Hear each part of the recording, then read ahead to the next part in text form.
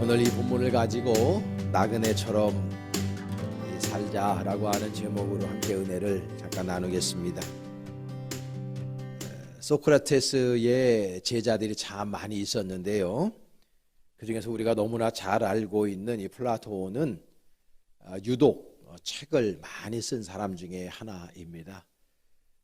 플라톤의 책을 제가 다 한번 읽어봤는데 그 중에서 향연이라고 하는 좋은 책이 있습니다. 이 책에서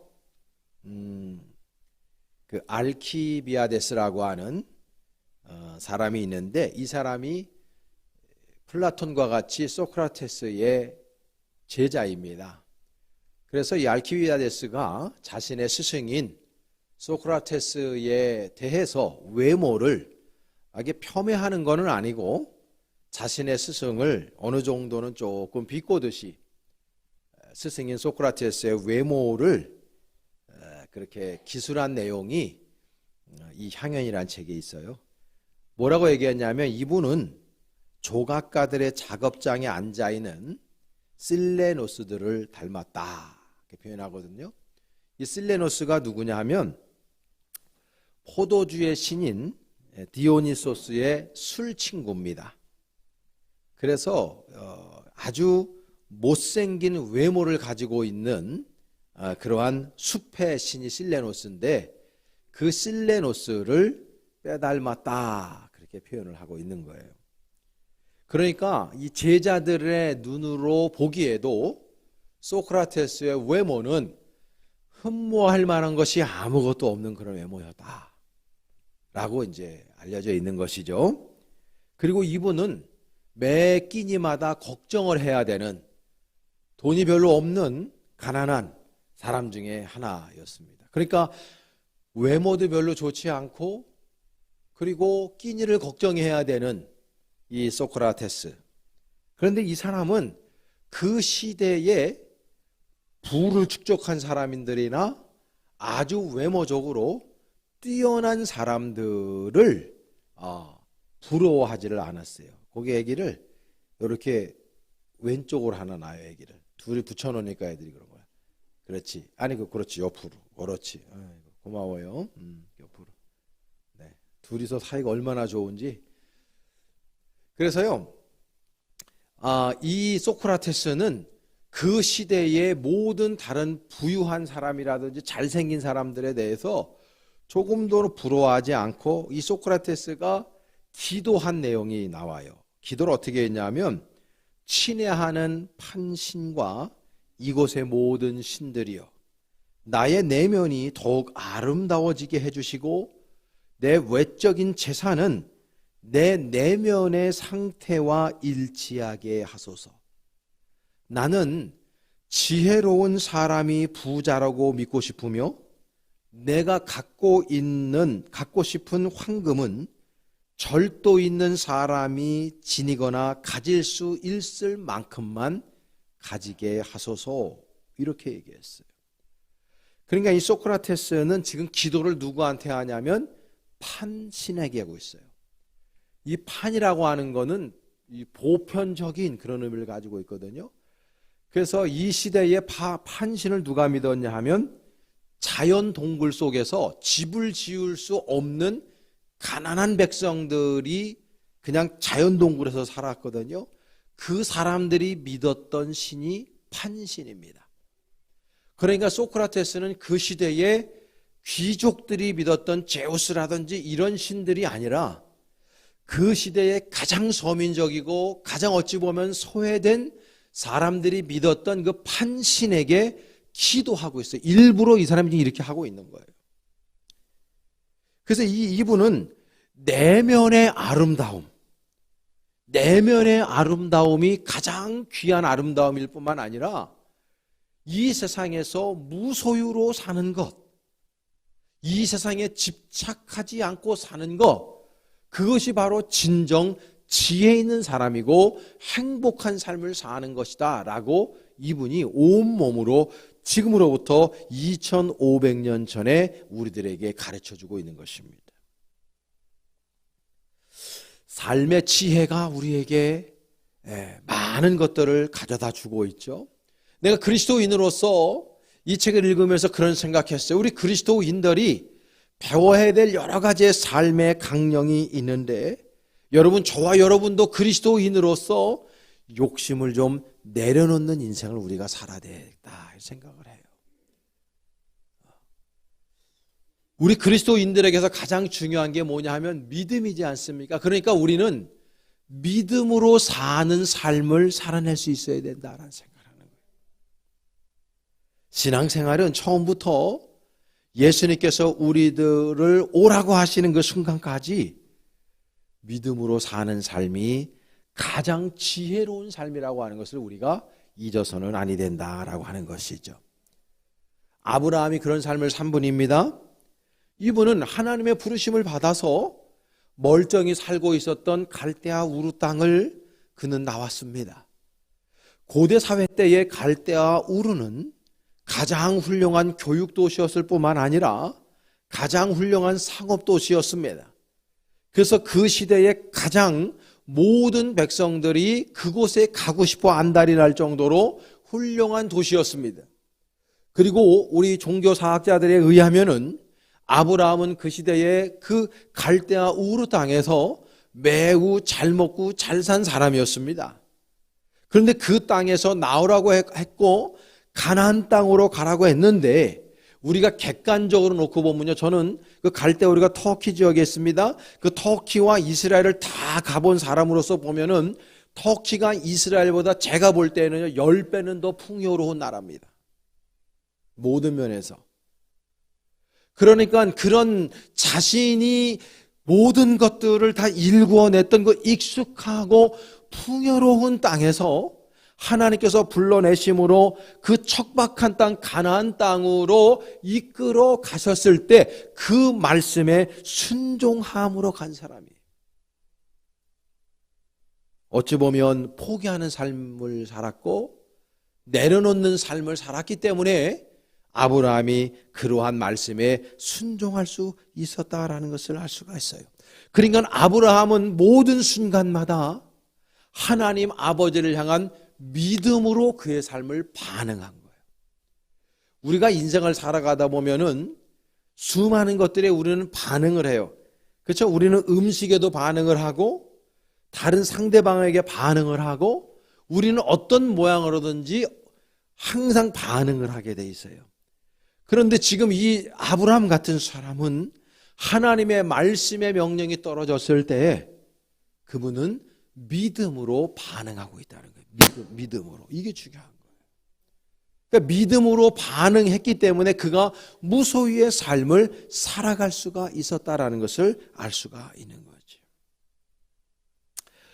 오늘 본문 9절 말씀에 보게 되면은 9절이 이렇게 되어 있는데 여러분 다 함께 봉독하겠습니다.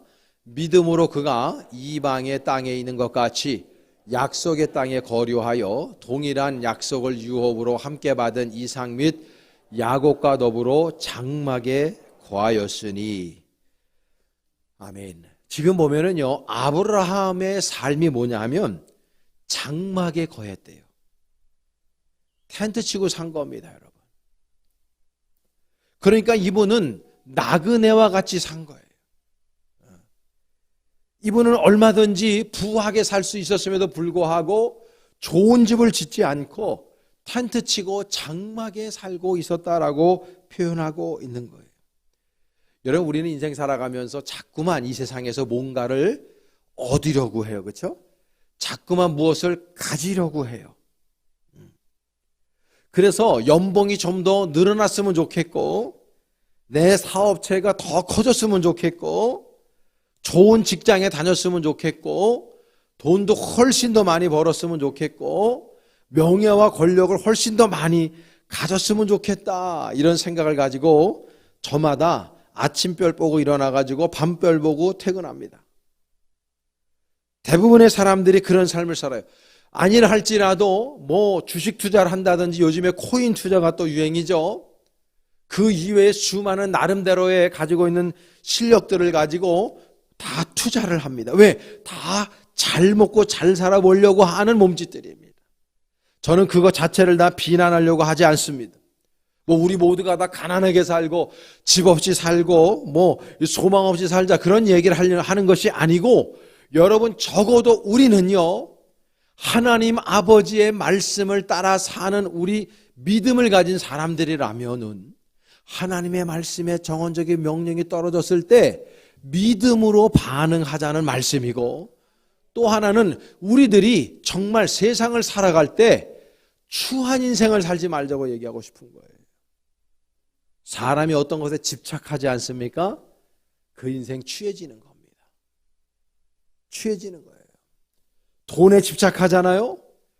아주 취해집니다. 권력에 집착하지 않습니까? 그 추한 인생입니다. 그렇게 권력을 잡으면 사람들이 존경합니까? 그렇게 많은 부를 가지게 되면 사람들이 그 앞에서는 인사해도 뒤에서 다 욕하잖아요.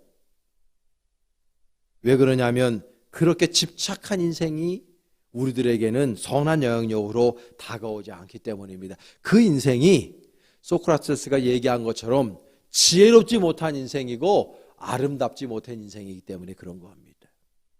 저는 우리 모든 교우들이 지혜로운 인생이고 아름다운 인생이 될 수 있기를 간절히 축원합니다. 골로새서 3장 1절에서 3절 말씀 우리 다 같이 한번 또 합독해 볼게요. 시작. 그러므로 너희가 그리스도와 함께 다시 살리심을 받았으면 위의 것을 찾으라. 거기는 그리스도께서 하나님 우편에 앉아 계시느니라. 위의 것을 생각하고 땅의 것을 생각하지 말라. 이는 너희가 죽었고 너희 생명이 그리스도와 함께 하나님 안에 감추어졌음이라. 아멘. 여기서 뭐라 그럽니까? 위의 것을 생각하고 살아라.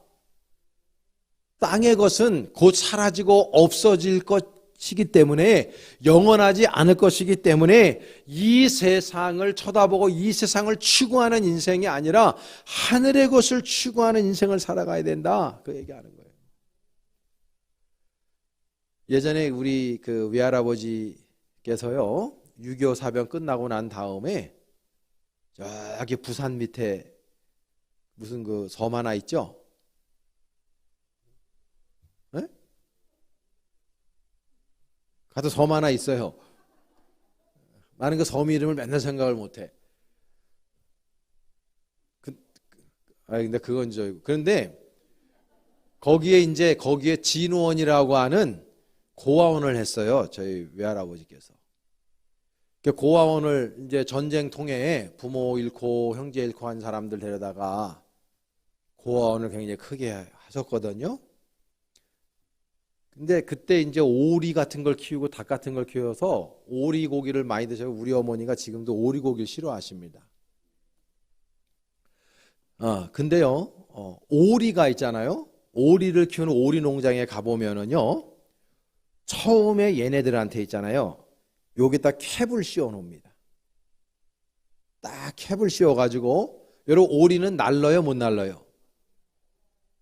못 날른다고 하는 분은 참 이상하네. 오리가 날르는 그 조류잖아요. 닭이 못 날르죠. 닭도 잠깐은 날릅니다, 그렇죠? 오래 못 날라서 그렇지. 근데 오리는 날러요. 근데 얘네들을 캡을 씌워 가지고 키우기 때문에, 그리고 오리 농장에 가면은요, 위에 무슨 커튼 같은 거라든지 이런 걸 치우지 않습니다. 그런데도 오리들이 있잖아요, 캡을 씌워 놓으면은 맨날 주인이 먹을 거 주잖아요. 땅만 보고 쪼아 먹다가 인간한테 잡혀 먹는 거예요. 걔들은요, 나를 수 있는 능력이 있음에도 불구하고 캡을 딱 씌워 놓으면 지가 날 수 있는 걸 잊어버리고 땅에 있는 먹을 걸 쪼아 먹느라고 정신을 못 차리고 1년 살다가 사람들의 식탁에 올라가는 거예요. 여러분, 우리가 이 땅의 것에만 집중해서 살다 보면은 위의 것이 안 보여요. 제가 항상 가끔 여러분 하늘을 쳐다보고 오염이 됐지만 별 보고 살아야 돼요. 여러분 365일 가운데서 밤마다 별을 쳐다보면 단 1분이라도 별과 달과 해를 쳐다보면서 그렇게 생각에 잠기는 분들이 몇 명이 있나 물어보고 싶어요. 왜냐하면 사람들이 위에를 쳐다보지 못해요. 맨날 땅의 것들만 추구하는 인생을 살아가기 때문이에요. 사랑하는 여러분, 이 성경 말씀에서 우리에게 주시는 내용이 그겁니다. 위의 것을 찾으라고.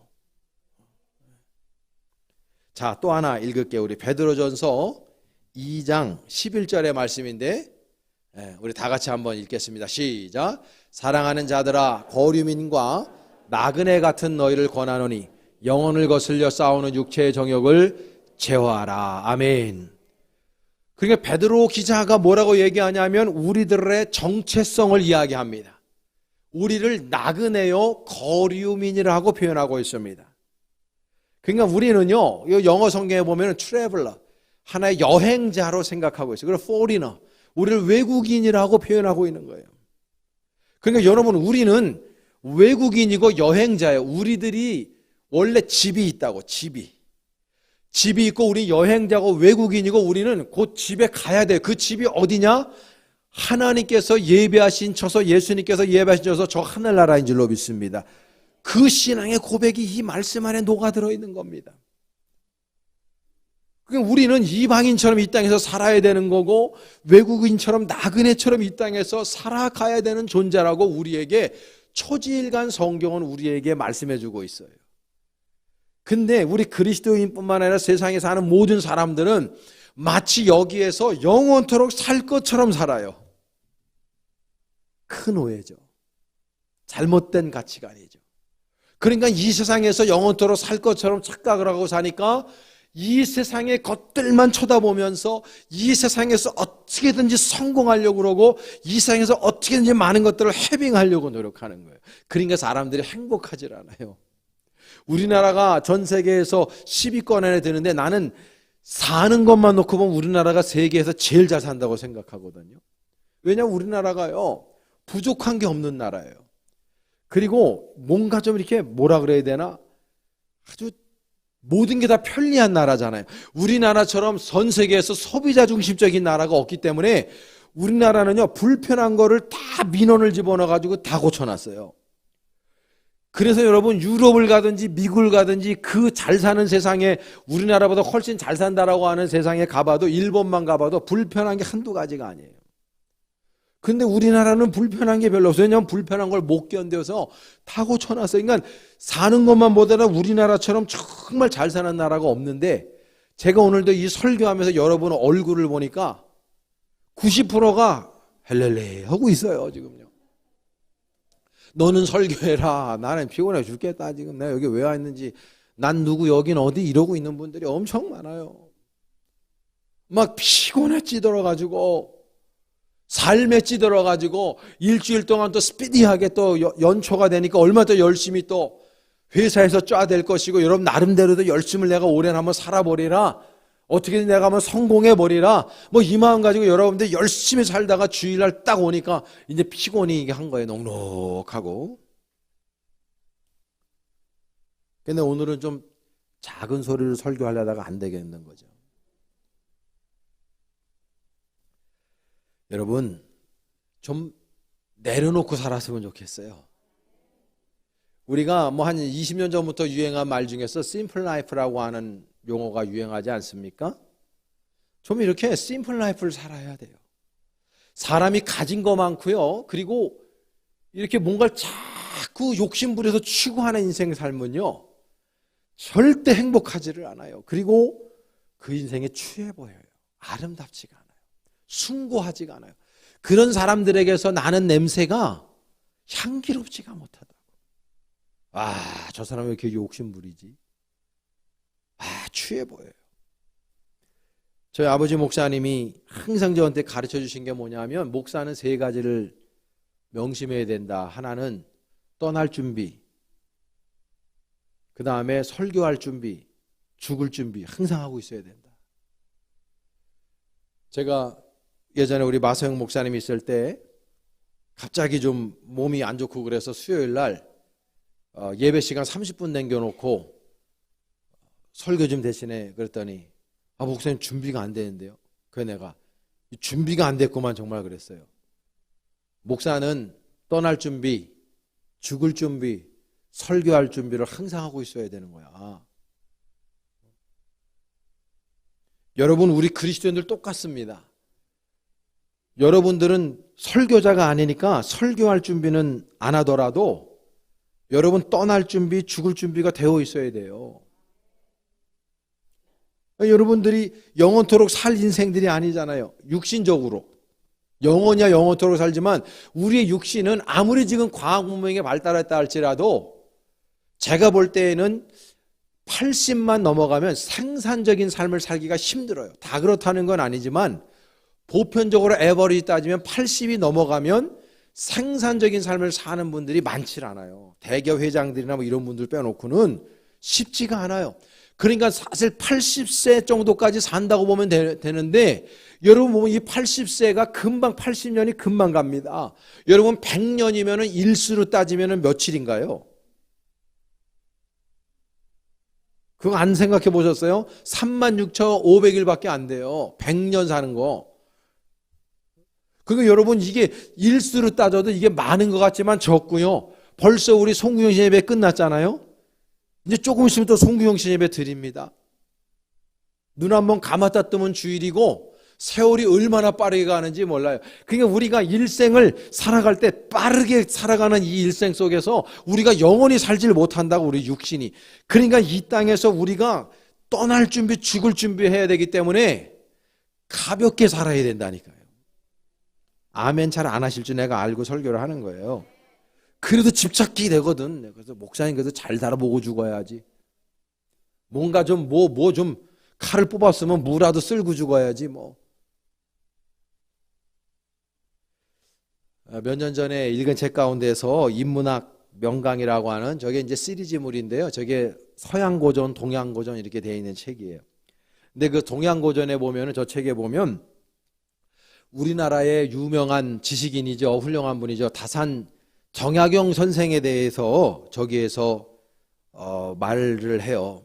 이분은 거의 20년 가까이 18년 동안이나 옥중 유배 생활을 하죠. 유배 생활을 하면서 이분이 참 경이롭게도 500권이 넘는 책을 썼어요. 근데 이분이 쓴 책 가운데서 경세유표라고 하는 책이 있는데 이 책이 이 정치인들, 위정자들에게 향해서 쓴 책이에요. 이 책에서 다사는 이런 얘기를 합니다.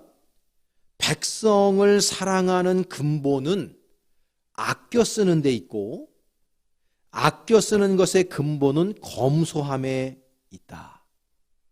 검소해야 청렴할 수 있고 검소해야 자애로울 수 있으며 검소함이야말로 목민하는 데 있어서 가장 힘써야 할 일이다. 청렴은 큰 장사다. 사람이 청렴하지 못한 것은 그 지혜가 짧기 때문이다. 다산이 이런 얘기를 했어요. 원래 그런 말이 있죠. 이 천재는 30년에서 60년을 앞서 사는 게 천재라 그랬어요. 우리나라에서도 다산만큼 천재가 없다고 저는 생각하는데 이분이 정말 30년, 60년, 100년을 앞서 놓고 이런 책을 쓰고 이런 이야기를 한 거예요. 나는 우리나라의 정치인들이 위정자들이 이 다산을 연구해야 된다고 봐요. 이 말에만 이 사람들이 좀 알아듣고 이렇게만 살아도 우리 국민들의 삶이 훨씬 더 저는 나아질 거라고 생각해요. 정쟁할 때가 아니죠 지금. 네. 여러분 장막에서의 삶은 절대 안전하지 않잖아요. 풍요롭지 않아요. 모든 것들이 다 부족해요. 그렇죠? 모자랍니다. 그런데 아브라함은 장막에 살았어요. 그러니까 저와 여러분들도 이 땅에서 외국인처럼 나그네처럼 살아야 된다는 것은 좀 심플 라이프, 뭔가 좀 버릴 거를 버리고 내려놓을 거를 내려놓고 포기할 거를 포기하고 단순하게 검소하게 청렴한 삶을 살아가는 것이 그것이 진정 그리스도 예수의 삶이 아닐까? 아브라함을 통해서 우리가 한번 배워볼 필요가 있는 것이죠. 욕심이 많으니까 사람들이 취해지고 아름답지가 않은 거예요. 그리고 행복하지가 않은 거예요. 오늘 본문에 보면은 10절 말씀에 아브라함에 대해서 이렇게 히브리 기자가 말하죠. 이는 그가 아브라함이 하나님이 계획하시고 지으실 터가 있는 성을 바라봤기 때문이다. 그분이 텐트에 살았던 이유는 뭐냐면 하나님께서 예배하신 성을 바라봤기 때문이다. 천국을 바라본 거예요. 천국을 바라본 거예요. 여러분, 저와 여러분들의 진짜 집이 여기에 있는 게 아니라고요. 제가 여러분들에게 여러분들이 듣거나 말거나 저는요 프로포즈를 하길 원해요. 집 없는 분 있잖아요. 여러분들의 이름으로 집이 없는 분들 집 살려고 하지 않길 바랍니다.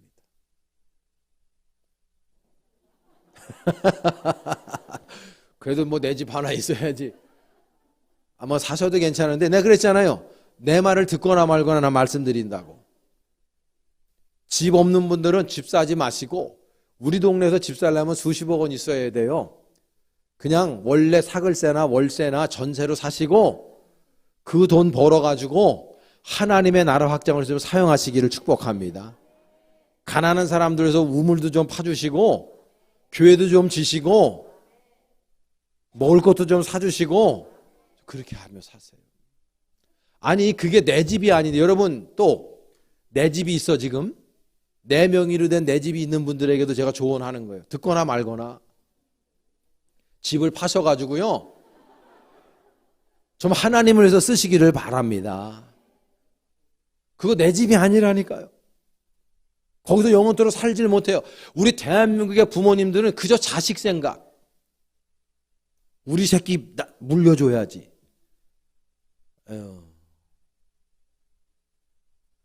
여러분 그런 삶이 아름다운 삶이 아니라고요. 적어도. 하나님 원하시는 삶이 아니라고요. 그냥 그만큼 키워놨으면 지들 살게 놔두고 교회에 도네이션 좀 하시고 그거 팔아가지고 좀 좋은 일들 좀 하다가 가세요. 좀 뭔가 매니먼트한 기념비적인 뭔가 좀 그런 걸 좀 세워놓고 가셔야 된다. 우리나라는 그게 너무 안 돼 있어요. 왜냐하면 너무 못 산 민족이라 그냥 그 문패 하나 내 이름 하나 그거 다는 게 소원이잖아. 그런 게 근저에 깔려 있거든. 그게 아름다운 삶이 아니에요. 이번에 그 31기로 필리핀 단기 선교를 다녀왔는데요.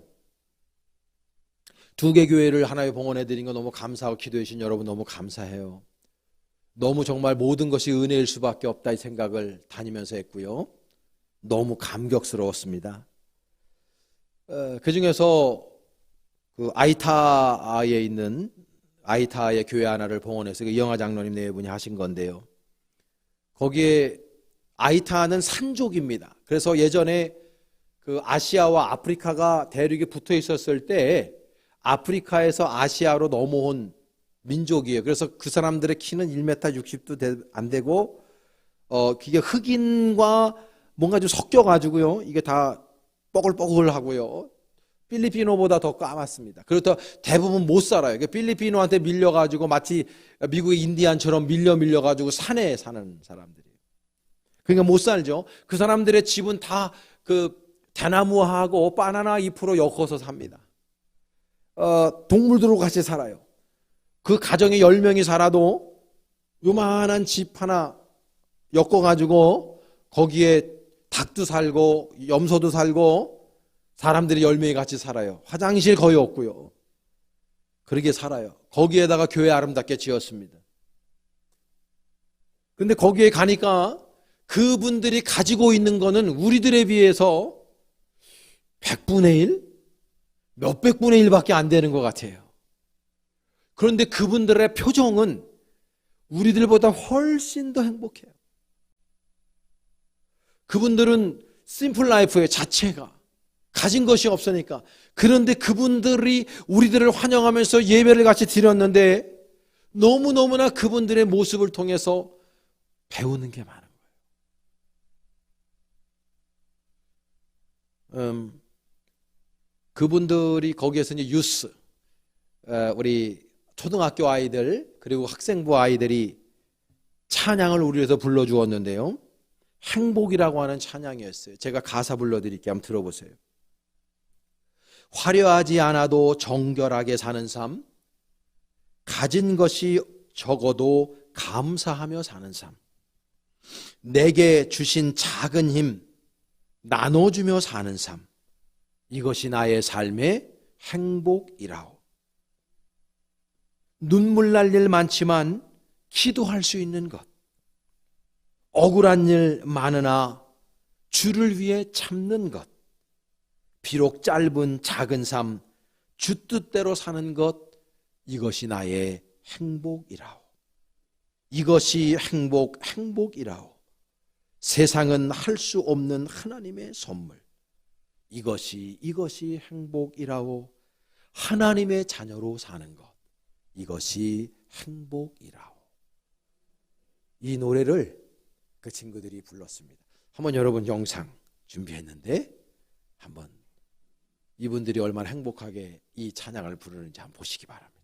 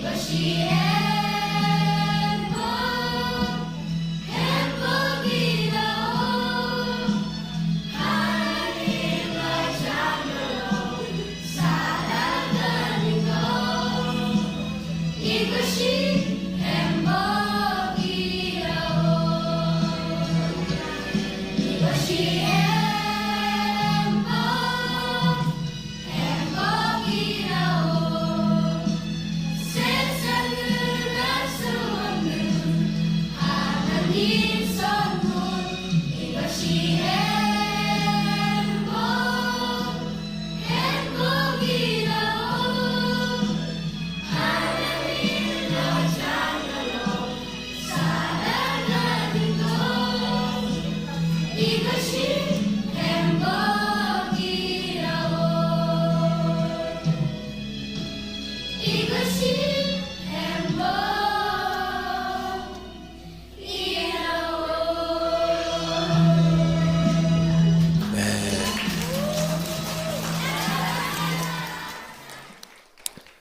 네, 저 친구들이 우리나라 말로 저렇게 저걸 불러요.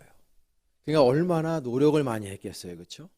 마치 우리가 가서 따가라오로 저분들의 언어로 저 노래를 부른다고 생각해 보세요. 얼마나 많은 노력이 필요했겠습니까? 근데 저분들의 그 모든 모션과 저분들의 모든 태도가 너무 이쁘고 너무 명랑하고 너무 행복해 보이는 거예요.